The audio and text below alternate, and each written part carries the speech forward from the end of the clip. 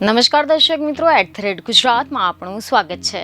ખેલૈયાઓ અત્યારથી જ નવરાત્રીની તૈયારીઓમાં લાગી ગયા છે। નવરાત્રીના પાસથી લઈને નવરાત્રીમાં કયા દિવસે કેવા કપડાં પહેરવાના છે તેને લઈને પણ ખરીદી શરૂ થઈ ગઈ છે।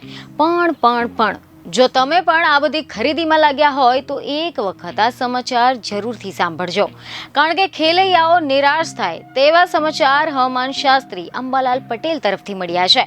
જી હા, અંબાલાલ પટેલે એવી આગાહી કરી છે કે નવરાત્રીમાં ખેલૈયાઓના રંગમાં વરસાદ ભંગ પાડી શકે છે।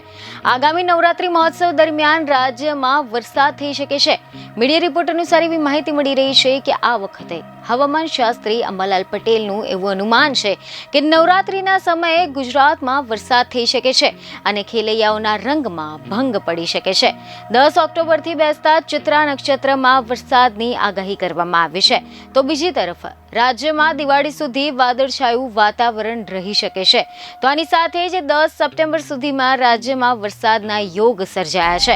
આજે રાજ્યના કેટલાક ભાગોમાં છૂટાછવાયા વરસાદની આગાહી કરવામાં આવી છે।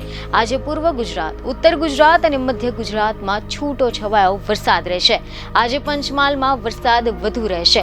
હવામાન નિષ્ણાંત અંબાલાલ પટેલે આગાહી કરતા જણાવ્યું છે કે 10 સપ્ટેમ્બર સુધીમાં દક્ષિણ ચીનમાં પ્રચંડ વાવાઝોડું બનતા તેની અસર બંગાળના ઉપસાગરમાં આવશે, જે 12 અને 13 સપ્ટેમ્બર સુધીમાં મજબૂત બનતા પૂર્વ ગુજરાતમાં અને મધ્ય ગુજરાતમાં ભારે વરસાદ આવવાની શક્યતા છે। 12 અને 13 સપ્ટેમ્બરથી ગુજરાતના હવામાનમાં પલટો આવવા સાથે જ ભારે વરસાદની આગાહી કરવામાં આવી છે। 15, 16 અને 17 સપ્ટેમ્બરમાં પશ્ચિમી વિક્ષેપ આવશે, જેની ગુજરાત પર મોટી અસર થવાની છે, જેની અસરથી 22 થી 25માં ભારે વરસાદી ઝાપટા પડશે। 27 સપ્ટેમ્બરથી ગુજરાતમાં ગાજવીજ સાથે વરસાદની શક્યતા છે। 9 થી લઈને 10 ઓક્ટોબર સુધીમાં સૂર્ય ચિત્રા નક્ષત્રમાં આવતા વરસાદી સિસ્ટમ બનશે। 16 થી લઈને 17 ઓક્ટોબરે ચંદ્ર જો આખી રાત કાળા વાદળોમાં ઢંકાયેલો રહેશે તો દરિયામાં ભારે હલચલ થવાની પણ શક્યતા છે। બીજને ખબર સાથે ફરી મળીશું। ધન્યવાદ।